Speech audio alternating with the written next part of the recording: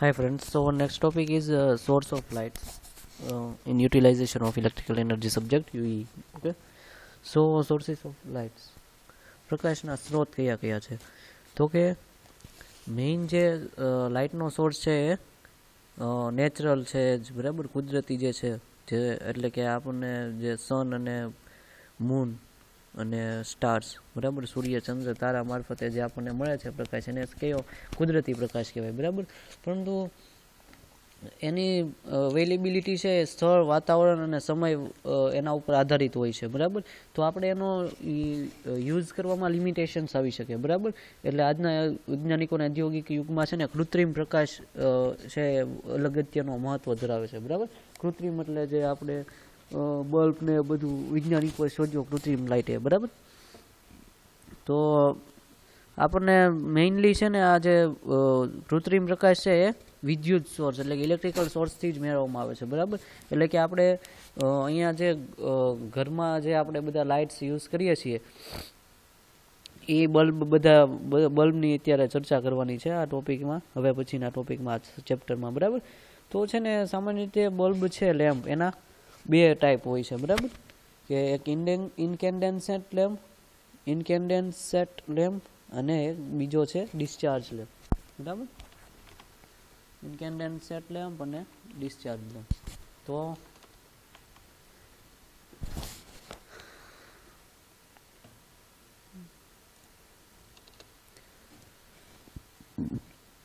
આ બે ટાઈપ છે. તો એમાં સૌથી પહેલા ઇન્કેન્ડેન્સેટ ટાઈપ છે, એમાં કયા કયા લેમ્પ આવી શકે? તો કે એના ત્રણ ટાઈપ હોય છે. એક carbon filament lamp, metal filament lamp અને હેલોજન લેમ્પ, બરાબર.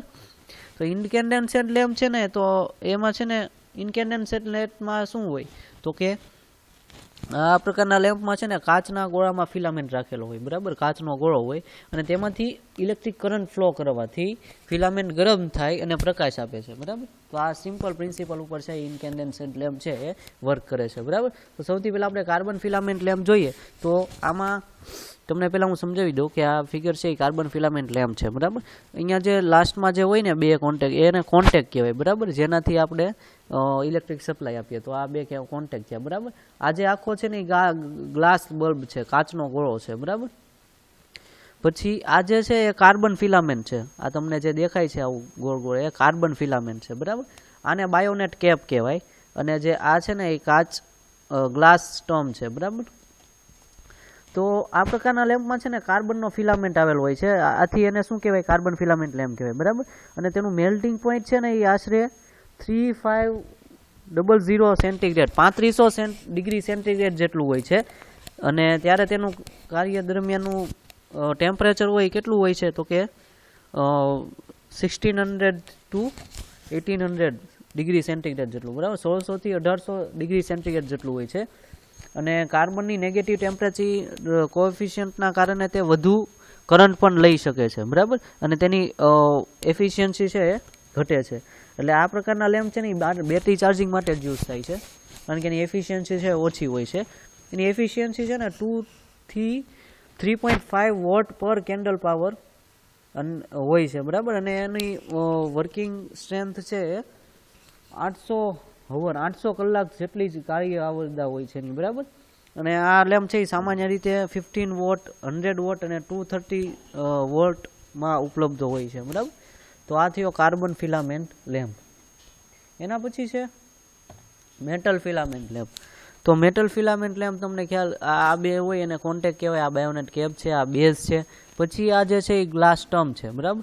અને આ લીડિન વાયર છે, આ ગ્લાસ બલ્બ છે, આ કોઇલ ફિલામેન્ટ અને આ નાઇટ્રોજન વિથ આર્ગોન. તો આમાં શું હોય છે મોસ્ટલી? તો કે આ પ્રકારના લેમ્પમાં છે ને કાચના ગોળામાં ફિલામેન્ટ તરીકે હાઈ મેલ્ટિંગ ટેમ્પરેચર ધરાવતી ધાતુ વાપરવામાં આવે છે, બરાબર. કે જેનું મેલ્ટિંગ પોઈન્ટ હાઈ હોય એવી જે છે મેટલ, એનો યુઝ કરવામાં આવે છે આમાં, બરાબર. આથી એને શું કહેવાય? મેટલ ફિલામેન્ટ લેમ્પ કહેવાય, કારણ કે આમાં મેટલ યુઝ કરવામાં આવે છે, બરાબર. અને નોર્મલી છે હાલમાં ટંગસ્ટન ફિલામેન્ટનો જ યુઝ થાય છે, બરાબર. ટંગસ્ટન ફિલામેન્ટ, મેટલ ફિલામેન્ટમાં કઈ યુઝ થાય? ટંગસ્ટન. આ મોસ્ટ કોમન ક્વેશ્ચન છે, બરાબર. અને શું કામ ટંગસ્ટન? તો કે એનું મેલ્ટિંગ પોઈન્ટ છે ને એ લગભગ 3400 ડિગ્રી સેન્ટીગ્રેડ જેટલું હોય છે. અને એનું વર્કિંગ ટેમ્પરેચર છે એ માત્ર 2000 ડિગ્રી સેન્ટીગ્રેડ જ છે, કારણ કે તે ઓછો હીટ કોએફિશિયન્ટ ધરાવે છે, બરાબર, વરાળાંક ધરાવે છે.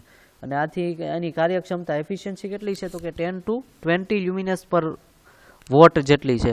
અને તેનું કાર્ય છે આયુષ્ય લગભગ 750 થી 800 કલાક જેટલું હોય છે, બરાબર. તો આ મેટલ ફિલામેન્ટ લેમ્પ છે. હવે આમાં ફિલામેન્ટ છે, આ મેટલ ફિલામેન્ટ લેમ્પ છે, તો એમાં ફિલામેન્ટ છે મેટલ ફિલામેન્ટ લેમ્પમાં છે ને 2 પ્રકારના ફિલામેન્ટ યુઝ થાય, બરાબર. એક છે કોઇલ ટાઈપ અને કોઇલ્ડ કોઇલ ટાઈપ. જો આ કોઇલ્ડ કોઇલ ટાઈપ અહીંયા યુઝ થાય છે. સૌથી પહેલાં કોઇલ ટાઈપ હોય તો એમાં ટંગસ્ટન ધાતુના પાતળા તારમાંથી સાદી કોઇલ બનાવેલ હોય છે. તે સામાન્ય રીતે ઓછા વોટના લેમ્પમાં વપરાય છે. હવે અહીંયા જે કોઇલ ફિલામેન્ટ યુઝ કર્યું છે એ કઈ રીતનું તો કે આ પ્રકારની ફિલામેન્ટ છે ને એ પણ ટંગસ્ટન ધાતુના પાતળા તારમાંથી જ બનાવેલ હોય છે, પરંતુ તેના આવી રીતે કોઇલ બનાવેલી હોય, ગૂંચળા બનાવી ઓછી જગ્યામાં વધારે લંબાઈની કોઇલ રાખી શકાય, તેથી રીકોઇલ્ડ કરેલી હોય આના, બરાબર, વધારે લંબાઈ હોય. સામાન્ય રીતે 40 વોટથી વધારે કેપેસિટીવાળા લેમ્પમાં આ વાપરવામાં આવે છે, કોઇલ ફિલામેન્ટ, બરાબર. અને આ પ્રકારની કોઇલ વાપરવાથી લેમ્પની સાઇઝ નાની આપણે રાખી શકીએ છીએ, સાઇઝ છે કોમ્પેક્ટ બની જાય છે. તો આ 2 ટાઈપના ફિલામેન્ટ થયા. પછી જે આ કેપ છે, બરાબર, આ કેપ બાયોનેટ કેપ, તો કેપ કઈ આવી શકે તો કે ઇન્કેન્ડન્સ લેમ્પમાં 2 પ્રકારની કેપ વપરાય છે, બરાબર. અને આ કેપ છે ને એલ્યુમિનિયમ અથવા તો પિત્તળ બ્રાસ ધાતુની બનાવેલી હોય છે, બરાબર. એટલે તેનું એનું વર્કિંગ શું છે, મુખ્ય કાર્ય શું છે તો કે હોલ્ડરમાં લેમ્પને બેસાડવાનું હોય છે, બરાબર. હોલ્ડરમાં લેમ્પ બેસાડવા માટે આ કેપ બનાવવામાં આવે છે, બરાબર. અને ફિલામેન્ટના કનેક્શન પણ આપવાનું કાર્ય છે આ કરતું હોય છે. અને 2 પ્રકારની છે કેપ વપરાય છે. એક બાયોનેટ કેપ જે અહીંયા દર્શાવી છે, બરાબર. તો બાયોનેટ કેપ છે ને એમાં 2 બાજુએ પિન રાખેલી હોય છે. બાયોનેટ કેપમાં આ 2 બાજુ જો આ પિન રાખેલી હોય, બરાબર, તમે જોઈ શકો છો. તો 2 પિન રાખેલી હોય જે બલ્બને હોલ્ડરમાં યોગ્ય જગ્યાએ બેસાડવામાં મદદ કરે છે. આ 2 પિનથી મદદથી આપણે હોલ્ડરમાં લેમ્પને છે સહેલાઈથી બેસાડી શકીએ છીએ, બરાબર. તમે ઘરે આવું જોતા જશો, લેમ્પમાં આવી 2 પિન હોય જેનાથી આપણે હોલ્ડરમાં છે લેમ્પ ફિટ કરતા હોઈએ, બરાબર. અને જરૂરિયાત મુજબ 2 અથવા 3 પિન પણ હોઈ શકે છે, બરાબર. અને સામાન્ય રીતે આ પ્રકારની કેપ છે ને એ 200 વોટના લેમ્પ સુધી વાપરવામાં આવે છે. પછી છે સ્ક્રૂ ટાઈપ કેપ. તો આમાં સ્ક્રૂ થ્રેડ કેપની ઉપર રાખેલા હોય છે. આ જે સ્ક્રૂ થ્રેડ છે ને એ આ કેપની ઉપર રાખેલા હોય, જેથી હોલ્ડરમાં લેમ્પ મજબૂત પકડ મેળવી શકે છે, બરાબર. અને આ પ્રકારની કેપ છે ને એ 200 વોટથી વધારે કેપેસિટીના લેમ્પ માટે યુઝ થાય છે. પછી જે આ ગ્લાસ બલ્બ છે, કાચનો ગોળો, બરાબર. તો એમાં શું તો કે કાચના ગોળામાં ફિલામેન્ટ સ્ટેમ રોડ અને સ્ટટ દ્વારા ફિટ કરેલી હોય છે. અને કાચના ગોળા છે એ અલગ અલગ આકારમાં, અલગ અલગ શેપમાં અને અલગ અલગ કલરના છે અવેલેબલ હોય છે, બરાબર. અને આ ગોળામાં છે એ હવા કાઢીને વેક્યુમ ભરેલી હોય છે. આમાં હવા નથી હોતી પણ વેક્યુમ હોય છે. અને 2 પ્રકારની વ્યવસ્થા હોય છે આમાં, એક વેક્યુમ પ્રકાર અને એક ગેસ ફિલ્ડ ટાઈપ, બરાબર. તો વેક્યુમ ટાઈપમાં શું હોય તો કે કાચના ગોળામાં હવા કાઢીને વેક્યુમ કરેલા હોય છે. અને ઓછી કાર્યશક્તિવાળા લેમ્પમાં યુઝ થાય છે, કારણ કે આ પ્રકારમાં છે લેમ્પ એફિશિયન્સી અને લાઈફ છે ઓછી હોય છે. અને જે ગેસ ફિલ્ડ ટાઈપ છે એમાં લેમ્પમાંથી હવા કાઢી વેક્યુમ કર્યા બાદ તેમાં ઇનર્ટ ગેસ છે જેવા કે આર્ગોન ગેસ છે ભરવામાં આવે છે. આથી એની કાર્યદક્ષતા એફિશિયન્સી છે વધી જાય છે અને લાઈફ પણ છે વધારે થઈ જાય છે, બરાબર. 1000 કલાકથી પણ વધારે થઈ જાય છે લાઈફ. તો એટલા માટે છે ગેસ ફિલ્ડ ટાઈપ છે એ વાપરવામાં આવે છે. તો આ થયું સિમ્પલ મેટલ ફિલામેન્ટ લેમ્પ, બરાબર. ઇન્કેન્ડન્સ લેમ્પમાં છે આપણે કાર્બન ફિલામેન્ટ લેમ્પ યુઝ જોયો, તો એમાં કાર્બન હોય છે. અને આ મેટલ ફિલામેન્ટ, તો આમાં મેટલ હોય છે, બરાબર. ટંગસ્ટન નો યુઝ થાય છે મોસ્ટ ઓફ, બરાબર. આ બંને લેમ્પમાં કોઈને ક્વેશ્ચન હોય તો તમે પૂછી શકો છો. ઘરે તમે આવા લેમ્પ જોયા જશે. કાર્બન ફિલામેન્ટ લેમ્પ છે, આ 0 લેમ્પ તમે કહેતા છો એ કાર્બન ફિલામેન્ટ લેમ્પ છે. મેટલ ફિલામેન્ટ લેમ્પ પણ તમે જોયો છે. આ પણ તમે 0 લેમ્પ કહો એ ટાઈપનો જોઈ છે, એમાં જોઈ શકો છો, બરાબર.